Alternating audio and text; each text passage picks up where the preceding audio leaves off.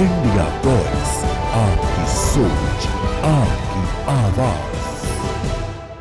नमस्कार, बहुत स्वागत है आपका और आप देख रहे हैं इंडिया वॉइस। मैं हूं आपके साथ आनंद विजय सिंह। जवाहरलाल नेहरू विश्वविद्यालय दिल्ली यानी कि जेएनयू एक बार फिर से चर्चा में है। विश्वविद्यालय परिसर में एक समूह पर प्रधानमंत्री नरेंद्र मोदी और केंद्रीय गृह मंत्री अमित शाह के खिलाफ विवादास्पद नारे लगाने के आरोप हैं। साल 2020 के उत्तर पूर्वी दिल्ली के दंगों की साजिश के मामले में सुप्रीम कोर्ट ने सोमवार को उमर खालिद और शर्जिल इमाम की जमानत याचिका खारिज कर दी थी।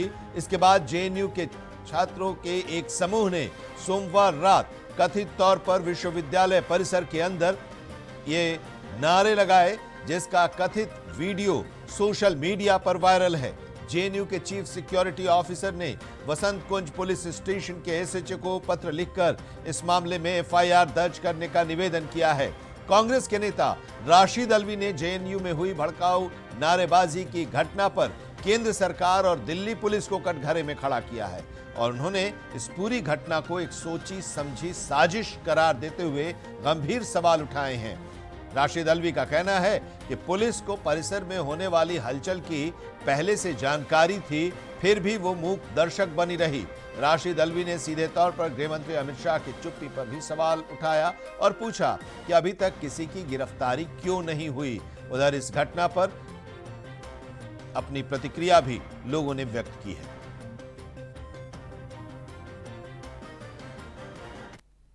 अब यह स्पष्ट हो चुका है कि जो नारे प्रधानमंत्री नरेंद्र मोदी जी और गृह मंत्री अमित शाह जी को मारने के लिए लगाए गए कि मोदी अमित शाह तेरी कब्र खुदेगी जेएनयू की धरती पर, यह संयोग नहीं, यह सोचा समझा राजनीतिक प्रयोग और उद्योग है और कांग्रेस द्वारा प्रायोजित है। क्योंकि उदित राज कहते हैं कि ये नारे जो है ये बिल्कुल सही है, ये फ्रीडम ऑफ स्पीच है। और याद होगा कि कांग्रेस के भी रैली में इसी प्रकार के नारे लगे थे कि मोदी जी की कब्र खोदनी है। तो इसका मतलब इसका स्रोत कांग्रेस और लेफ्ट के नेता है। जब से सुप्रीम कोर्ट का ये उमर खालिद और शर्जील इमाम पर फैसला आया है, तब से पृथ्वीराज चव्हाण, बृंदा करात, उदित राज, हुसैन दलवाई, इन सभी लोगों ने उमर को मासूम बताया है। मतलब साफ है, जो लोग अपने आप को तथाकथित रूप से संविधान के रक्षक बताते हैं, दरअसल ये संविधान विरोधी है। ये टुकड़े टुकड़े गैंग और अर्बन नक्सलियों के साथ खड़े होने वाले लोग हैं और ये एक व्यक्ति के विरोध में देश विरोधियों के साथ खड़े होकर देश विरोधी नारे भी लगाते हैं। और ये पहली बार नहीं है, अफजल के लिए भी नारे इन्होंने ही लगाए, याकूब मेनन की पैरवी भी इन्होंने ही की। जो नक्सली मारे जाते हैं तो उनको शहीद बुलाने का काम भी यही करते हैं। जब सीआरपीएफ के जवान हताहत होते हैं किसी नक्सली हमले में, तो उसको भी सेलिब्रेट करने का काम यही इकोसिस्टम करता है। तो ये देश के प्रधानमंत्री को मारने की और आतंकियों का महिमा मंडन करने वाली अर्बन नक्सलियों वाली कंपनी है। देखिए, अंतिम श्वास ले रहे हैं। इस तरह की मानसिकता देश के अंदर से समाप्त हो रहा है। आज देश के प्रधानमंत्री नरेंद्र मोदी जी और गृह मंत्री अमित शाह जी के नेतृत्व में आतंकवाद और उग्रवाद लगभग समाप्ति की ओर है और इनके सपोले जो बैठे हैं, उन सपोलों को भी समाप्त करने की अब समय आ गया है। कोई सपोला आतंकवाद उग्रवाद की भाषा, अगर जो देशद्रोही भाव भाषा रखेगा, उनको सबक सिखाया जाएगा। बहुत ही दुखद है, शर्जिल इमाम के जेल जाने के बाद भी अभी लोग नहीं समझे हैं। जो जिन्ना की मानसिकता वाले लोग हैं, उन सबों के सपने कभी सच नहीं होंगे। भारत एक बार अपनी टूट देख चुका है। अब भारत की जनता किसी ऐसे तत्व का कभी समर्थन नहीं कर सकती है जो देश तोड़ने की साजिश रचे। जेएनयू पहले भी साजिशों का कुछ लोगों के द्वारा इसका गढ़ रहा है और वो लोग अपनी मानसिकता से बाज नहीं आ रहे हैं। भारतीय नागरिक जो हैं वह बहुत ही इन मुद्दों पे संवेदनशील हैं और जो इस तरह की सोच रखते हैं वो सब वहीं जाएंगे जिसकी चर्चा वो लोग करते हैं। निर्वाचन आयोग विशेष गहन पुनरीक्षण प्रक्रिया के तहत उत्तर प्रदेश की ड्राफ्ट मतदाता सूची जारी कर दी है। यह ड्राफ्ट सूची पहले 31 दिसंबर को प्रकाशित की जानी थी, लेकिन अब संशोधित कार्यक्रम के अनुसार इसे आयोग की वेबसाइट पर मंगलवार को पब्लिश कर दिया गया। रिवीजन के बाद यूपी में वोटर लिस्ट से 2,89,00,000 लोगों के नाम कटेंगे। उत्तर प्रदेश के मुख्य निर्वाचन अधिकारी नवदीप रेणवा ने बताया कि दावे और आपत्तियां दर्ज कराने की अवधि 6 जनवरी से 6 फरवरी 2026 तक है। 6 जनवरी से 27 फरवरी 2026 तक नोटिस अवधि के दौरान प्राप्त सभी दावों और आपत्तियों का निस्तारण किया जाएगा। मुख्य निर्वाचन अधिकारी ने बताया कि मतदाता सूची पुनरीक्षण से जुड़े सभी गणना प्रपत्र यानी कि एन्यूमरेशन फॉर्म प्राप्त कर लिए गए हैं और उनका डिजिटलाइजेशन भी पूरा कर लिया गया है। संशोधित समय सारणी के अनुसार ड्राफ्ट मतदाता सूची जारी होने के बाद नागरिकों को 1 महीने का समय मिलेगा, जिसमें वे नाम जोड़ने, संशोधन कराने या किसी भी तरह की कोई आपत्ति है तो उसे दर्ज कराने के लिए आवेदन कर सकेंगे। निर्वाचन आयोग के मुताबिक उत्तर प्रदेश की अंतिम मतदाता सूची 6 मार्च 2026 को प्रकाशित की जाएगी। आयोग ने इस दौरान मतदाताओं से अपील की है कि वे ड्राफ्ट सूची में अपना नाम जरूर जांचें और किसी भी तरह की त्रुटि या नाम छूटने की स्थिति में तय समय सीमा के अंदर दावा या आपत्ति दर्ज कराएं। तय समय सीमा यानी आज से 6 फरवरी तक के बीच में। राजनीतिक दलों ने इसको लेकर अपनी प्रतिक्रियाएं भी दी हैं। जो चिंता कांग्रेस पार्टी ने व्यक्त की थी, आशंका जताई थी, वो सच साबित हुई। राहुल गांधी ने कहा था एसआईआर के नाम पे लोकतंत्र को कमजोर किया जा रहा है। 2 करोड़ 2.89 यानी 2.90 यानी लगभग 3 करोड़ मतदाताओं के नाम डिलीट हुए और इसमें से 2 करोड़ 17 लाख अनुपस्थित हैं या फिर लापता है। ये कौन लोग हैं? नौकरी पेशा, मजदूर, दलित वर्ग, अल्पसंख्यक वर्ग, फेरी लगाने वाले। तो ये तो एक तरह से देखा जाए तो 3 करोड़ तो आबादी बहुत से प्रदेशों की नहीं, भारतवर्ष में दुनिया के बहुत से देशों की आबादी नहीं, 40-50 देशों की आबादी नहीं 3 करोड़, उतना अपने उत्तर प्रदेश से मतदाता डिलीट कर दिए। कोई स्पष्ट कारण नहीं, सिर्फ इतना कि वो समय से फॉर्म नहीं भर पाए, भर पाने के लिए उपस्थित नहीं थे। इसीलिए कहते रहे हैं हम सब कि ये प्रक्रिया 1, 2, 3 महीने में नहीं बल्कि इसे 1 साल 2 साल चलाना चाहिए था। जो बाहर गए थे कमाने के लिए गरीब मजदूर वो आ जाते, जो नौकरी के सिलसिले में गए हैं वो आ जाते, उन्हें मौका मिलता। इनका श्राप लगेगा, इनके जो हक खिलाफी हुई है इसकी कीमत चुकानी पड़ेगी। उत्तर प्रदेश में एसआईआर लागू होने के बाद जो मतदाता सूची की ड्राफ्ट लिस्ट आई है उसमें 2 करोड़ 79 लाख लोगों के नाम मतदाता सूची से काट दिए गए हैं। प्रदेश के मुख्यमंत्री ने जनता को गुमराह करने के लिए कहा था कि 4 करोड़ वोट काट दिए गए हैं। मुख्यमंत्री जी को अपने इस बयान पर खेद व्यक्त करना चाहिए कि उन्होंने जनता के समक्ष असत्य आंकड़ा प्रस्तुत किया था। वोटर लिस्ट में जो नाम काटे गए हैं उसके अलावा कोई भी नाम जोड़ा नहीं गया है। इलेक्शन कमीशन का काम है कि हर मतदाता का नाम लिस्ट में हो, लेकिन बड़े पैमाने पर वोटर लिस्ट से लोगों के नाम काट दिए गए हैं।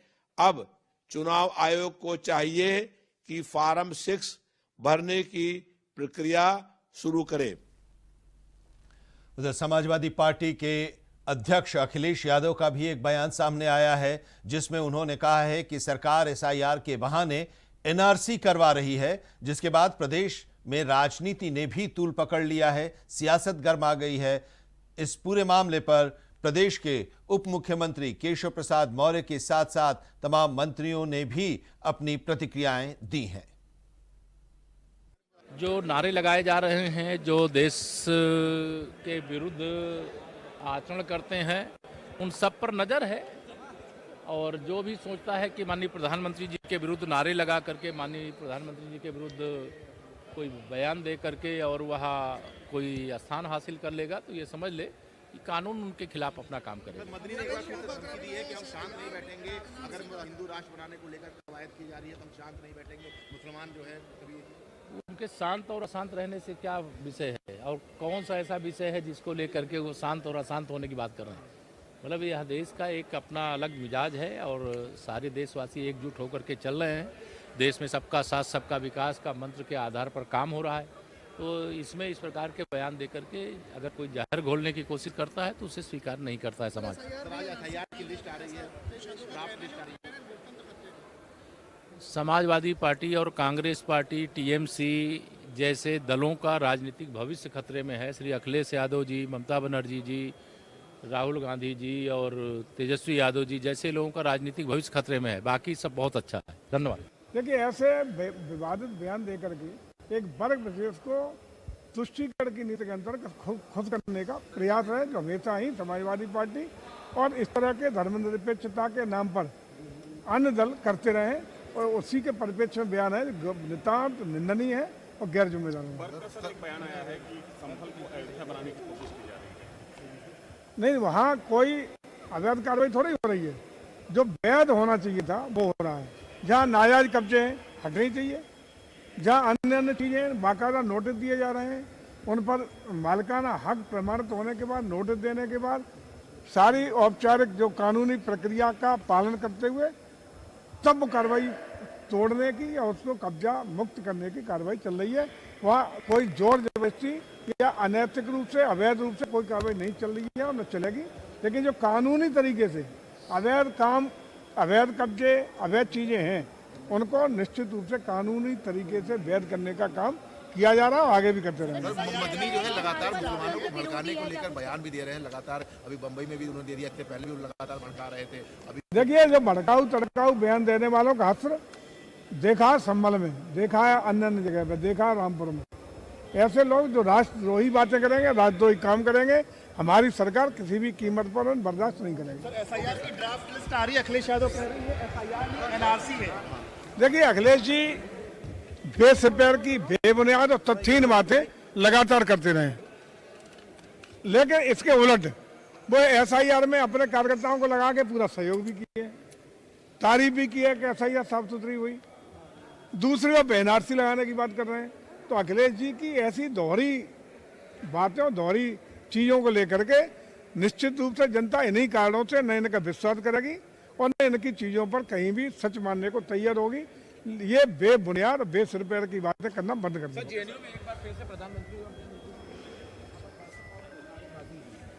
देखिए, जेएनयू में अभी से नहीं, बहुत पहले से ही हमेशा तमाम राष्ट्र विरोधी ताकतों ने सिर उठाया है, नारेबाजी हुई है, तमाम बातें हुई हैं। इन चीज़ पर विराम लगना चाहिए और निश्चित रूप से इसका संज्ञान हमारा गृह मंत्रालय, भारत सरकार लिया होगा, उसी के मुताबिक कार्रवाई भी होगी। देखिए, वो 14 हारे, 17 हारे, 19 हारे, 22 हारे, 24 हारे, तो इसके वजह से उनको भय है कि 27 भी हारना है तो कुछ ना कुछ बोलते रहे। तो कम से कम वो बोल करके ही संतोष कर रहे हैं, तब बोलने भी आप लोग नहीं देंगे। मदनी कह रहे हैं कि जो है भारत में जो है हिंदुओं को हिंदू राष्ट्र बनाने को लेकर कवायद करी जा रही है और मुसलमानों को दबाया जा रहा है। हम लोग ये शांति से नहीं बैठेंगे। तो शांति से बैठे कहाँ हैं? वो तो सदन से लेकर सड़क तक चिल्ला ही रहे हैं। एक मुसलमान को बताया कि जिसको दबाया गया हो, कहीं भी बता दीजिए कि जिसको दबाया गया हो, छोटा हो गया हो, अगर वो 5 फुट 6 इंची का है तो 3 फुट का हो गया हो। कोई सर, जेएनयू में प्रधानमंत्री खिलाफ नारे लगे हैं, क्या कहेंगे? देखिए, विरोधी पार्टियों को काम यही है कि सत्ता पक्ष के खिलाफ नारेबाजी करना, विरोध बोलना, उसके अलावा अयोध्या नहीं बनने देंगे और वहाँ पे जिस तरह से चीजें हो रही बहुत गलत हो रही है।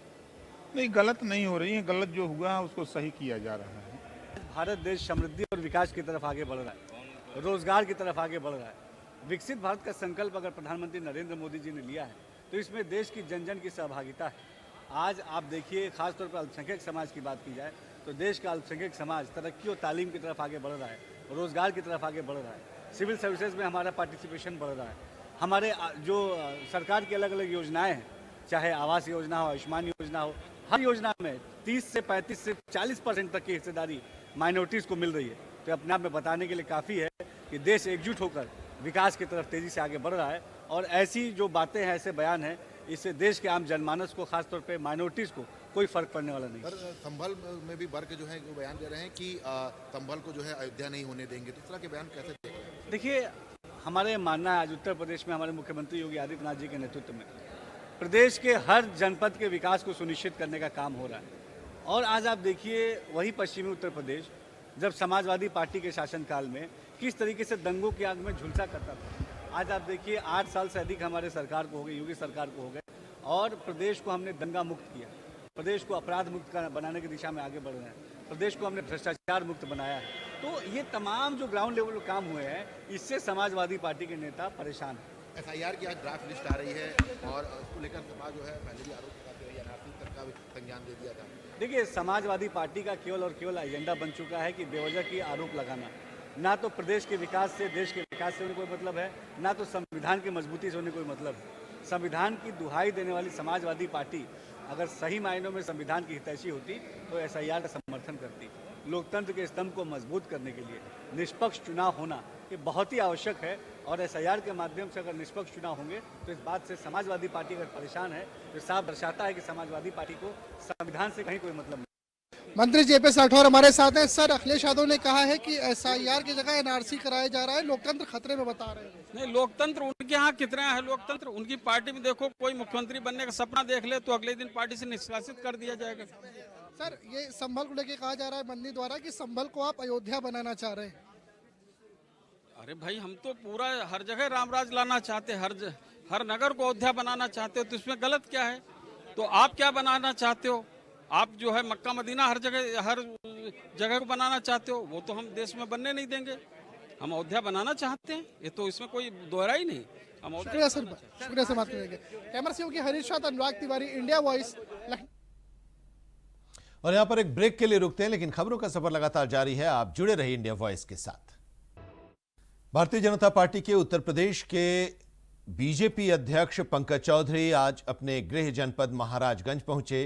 प्रदेश अध्यक्ष बनने के बाद ये उनका पहला दौरा था, जिसे लेकर जिले भर में उत्सव जैसा माहौल देखने को मिला। उनके आगमन पर बीजेपी कार्यकर्ताओं और समर्थकों में जबरदस्त उत्साह दिखाई दिया और जगह जगह भव्य स्वागत किया गया। अपने निर्धारित कार्यक्रम के मुताबिक पंकज चौधरी दोपहर करीब 2:30 बजे श्याम देवरवा चौराहे पर पहुंचे, जहां कार्यकर्ताओं ने फूल माला से उनका स्वागत किया। इसके बाद करीब 3:25 पर सिमरा टोल प्लाजा पहुंचे। यहां ढोल नगाड़ों के धुन पर कार्यकर्ता नाचते गाते नजर आए और इस दौरान प्रदेश बीजेपी अध्यक्ष पंकज चौधरी बनियारा विधायक ज्ञानेंद्र सिंह के साथ खुली गाड़ी में खड़े होकर लोगों का अभिवादन स्वीकार करते दिखाई दिए।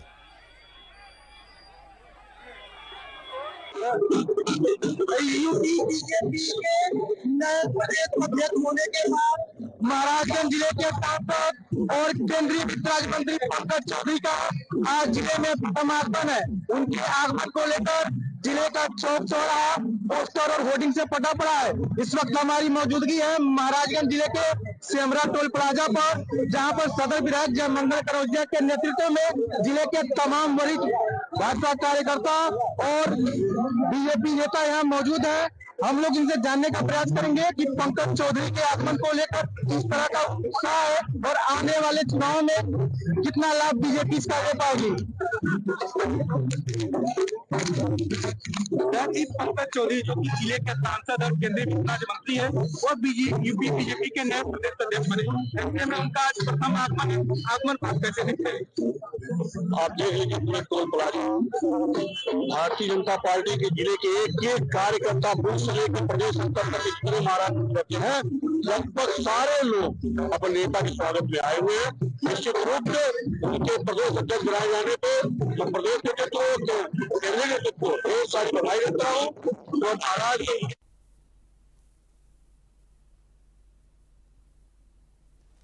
और इसी के साथ इस बुलेटिन में अभी इतना ही, लेकिन देश और दुनिया की तमाम अहम खबरों के लिए आप देखते रहिए इंडिया वॉइस।